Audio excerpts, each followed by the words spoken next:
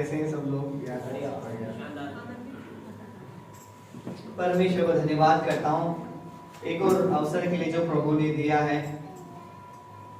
आप लोगों के बीच परमेश्वर ने फिर से एक बार खड़ा किया। बहुत अच्छा लग रहा आप लोगों के बीच में खड़े होकर परमेश्वर की महिमा करना।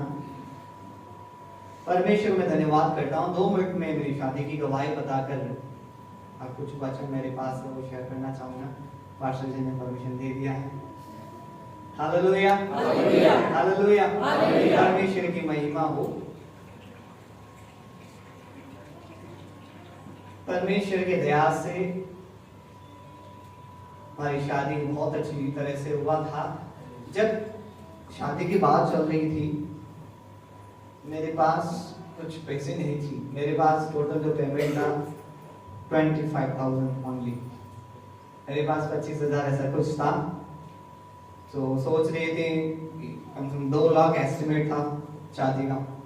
25,000 है और ये मेरे अंगीकार था कि प्रभु उधार तो नहीं लूंगा। परमेश्वर उधार उस परिस्थिति में नहीं डालेगा कि मैं उधार लूं। परमेश्वर में धन्यवाद करता हूं। परमेश्वर ने बहुत लोगों को अगुवाई किया। बहुत लोगों ने मेरी मदद की हमारी कलिसिया से और हमारी बॉस से मैं जाकर बॉस जो सेठ जी है जाके मैंने कहा सेठ जी कुछ अमाउंट की जरूरत है। जबकि पहले मैं अंगीकार कर चुका हूँ कि प्रभु उधार लेने की परिस्थिति में नहीं डालेगा। मैं गया था, सेठ जी ने कुछ पेमेंट दे भी दिया मुझे, ठीक है।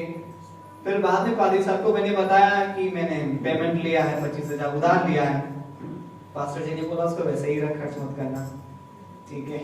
और 1-2 दिन में पास्टर जयमन पास्टर जी को आप जानते हैं, रियल अफसर जयपुर के, तो उन्होंने कहा वापस उसको लौटा दे।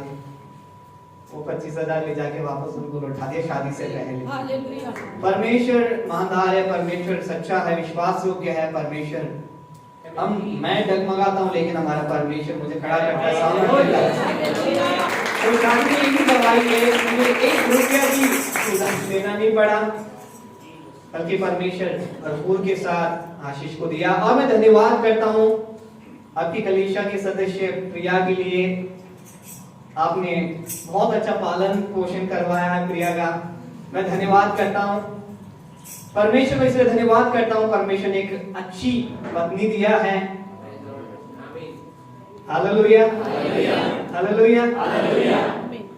जैसे दीदी ने लिखा, मैं तो नहीं लिखा नहीं हूँ, मैं नोट पे ये गुण होना चाहिए लिखा तो नहीं है, लेकिन मेरा ये विश्वास है जब परमेश्वर के पीछे हम चलते हैं परमेश्वर हमारे साथी को बहुत अच्छाई देगा। ये विश्वास मेरे अंदर था, परमेश्वर वैसा ही मुझे दिया है।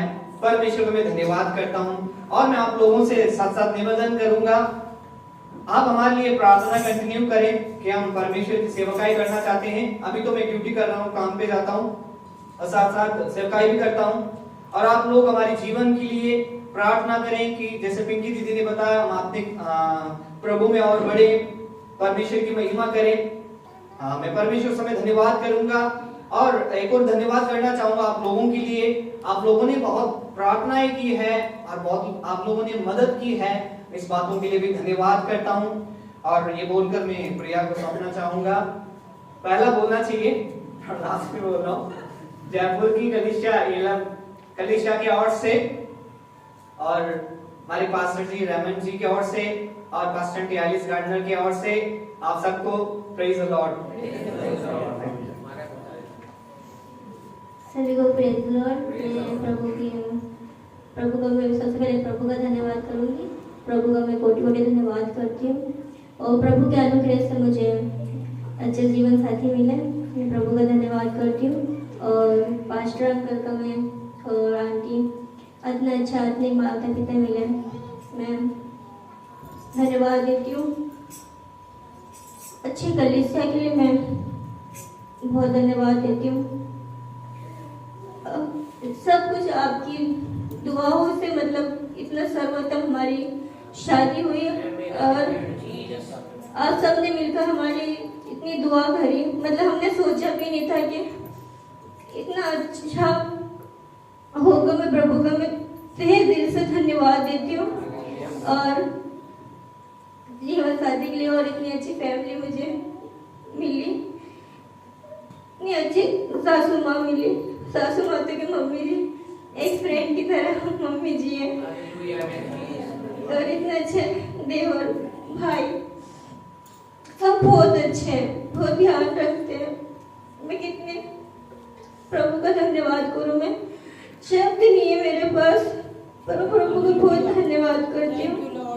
अगर आप सब जने प्रार्थना में रखना कि हम जब सेवकाई करें तो हम और आत्मिक और प्रभु की अगुवाई में और ज्यादा बढ़ते जाए, और प्रभु के अनुग्रह जो प्रभु हमसे हमारे जीवन से जो चाहते हैं ना, हम वो करने पाए। हम हमारी इच्छा पूरी नहीं करें, हम परमेश्वर की इच्छा पूरी करने पाए।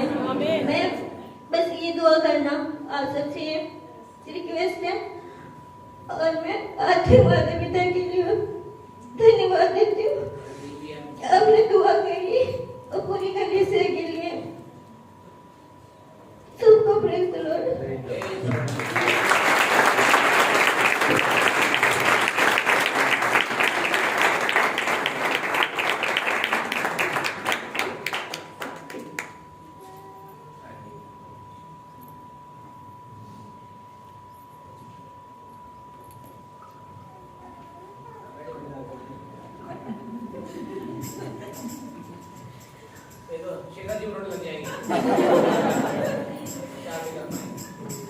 Praise the Lord. उससे पहले एक गीत का लाइन गाना चाहूंगा।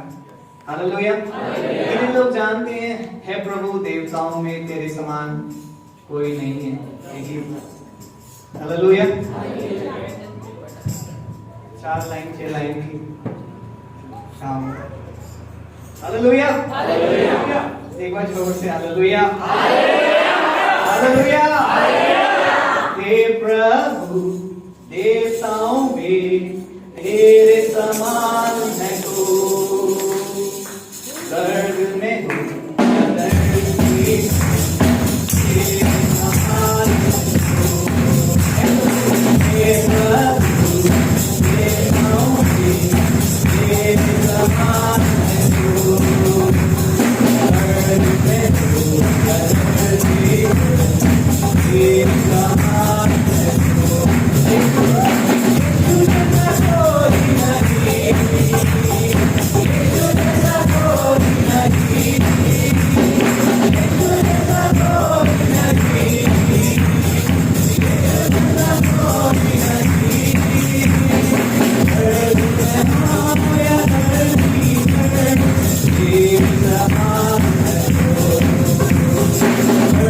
में हो या धरती, तेरे समान है कोई।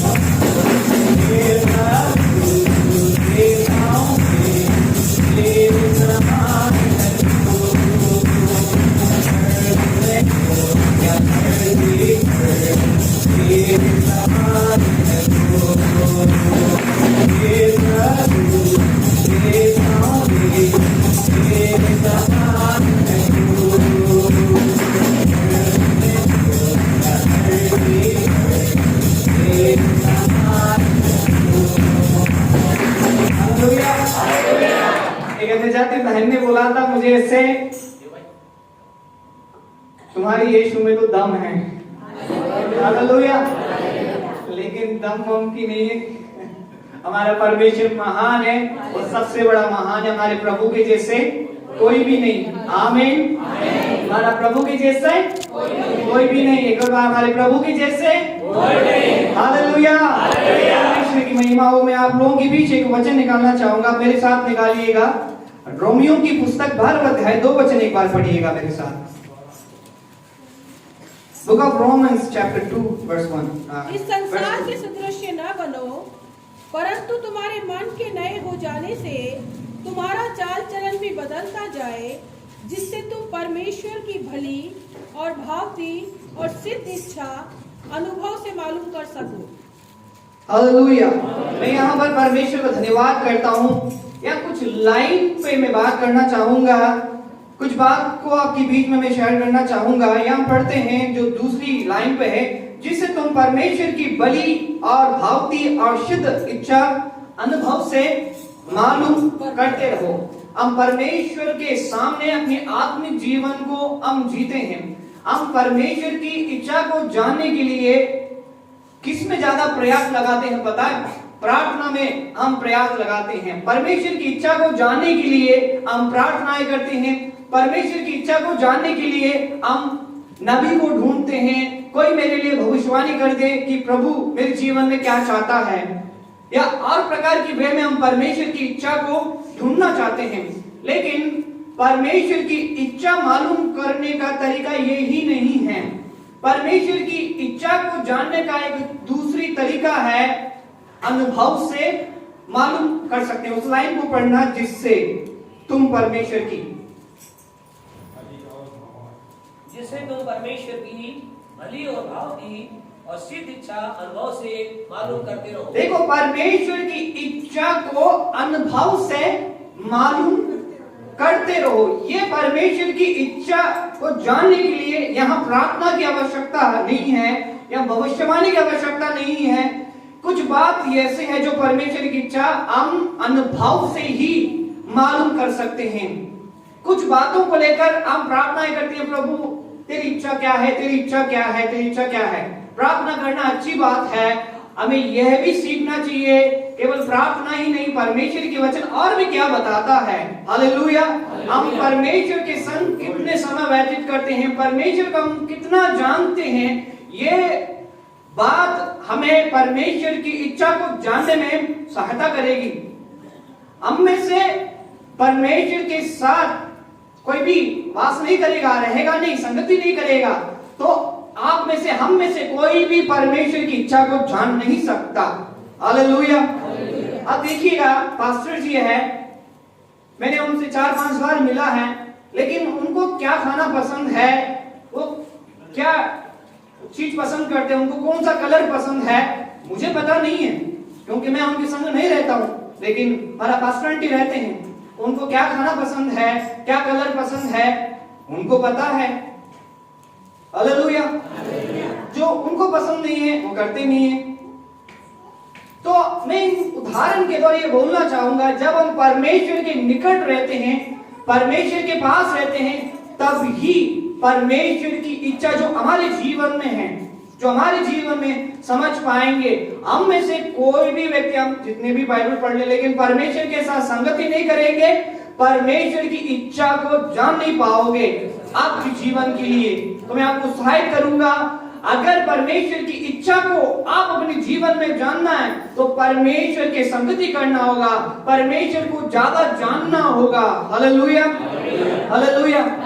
अब कुछ बात, अब 10-15 दिन हुआ है, कुछ बात प्रिया को पसंद नहीं है, तो मैं जान रहा हूं धीरे धीरे और प्रयास कर रहा हूं मैं उस बात को नहीं करूं। आपके साथ नहीं होता है क्या?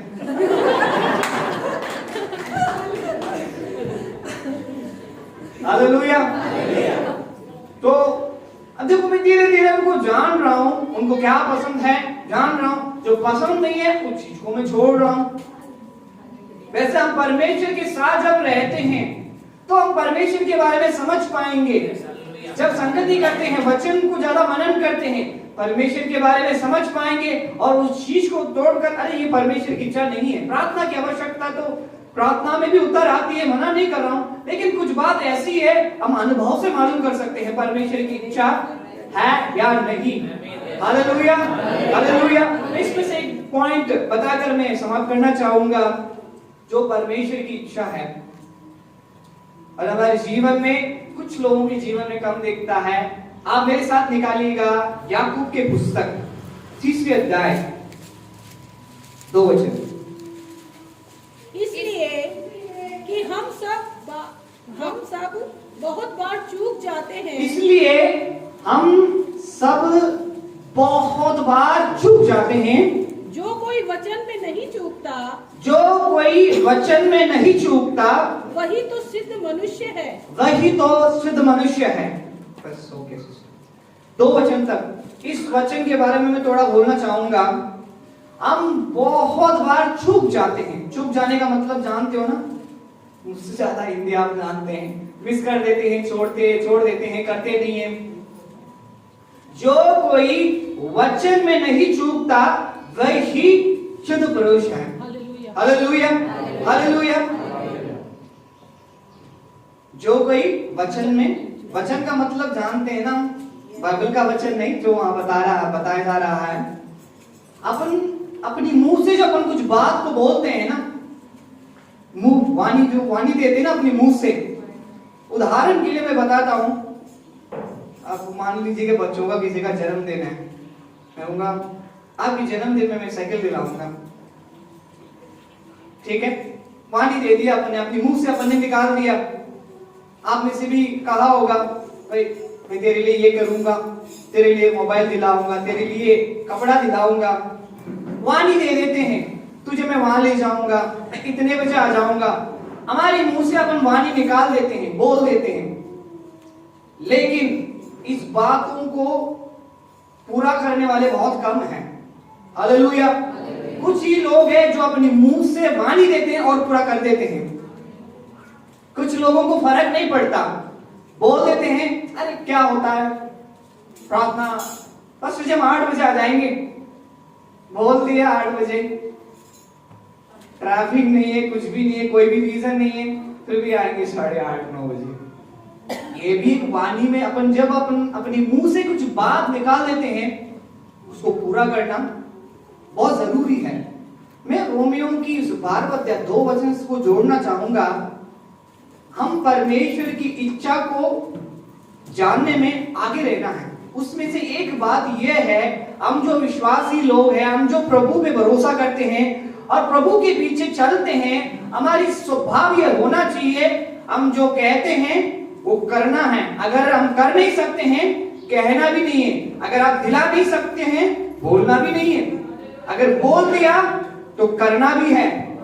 एक वचन भजन संहिता में है ना, वो शपथ खाकर बदलता नहीं, चाहे आंधी भी उठाना पड़े। हालेलुया।